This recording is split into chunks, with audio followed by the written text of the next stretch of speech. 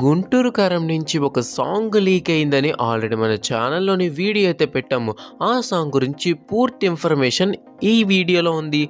కాకపోతే మళ్ళీ ఎందుకు ఒక కొత్త వీడియో చేస్తున్నానంటే ఆ లీక్ సాంగ్కి సంబంధించి ఒక కొత్త బజ్ న్యూస్ అయితే వచ్చింది.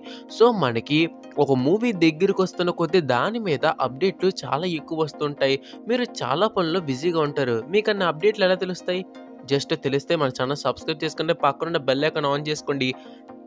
చిన్న అప్డేట్ నుండి పెద్ద అప్డేట్ వరకు మీకు అనుక్షణం తెలుస్తుంది. ఈ వీడియోని షేర్ చేయండి. అప్పుడు మిగతా ఫ్యాన్స్ కూడా అయితే తెలుస్తుంది. ఇంకా టాపిక్లోకి వెళ్ళిపోతే మనకు తెలిసిందే ఈ సాంగ్ లీక్ అయ్యి సోషల్ మీడియా మొత్తం వైరల్ అయింది.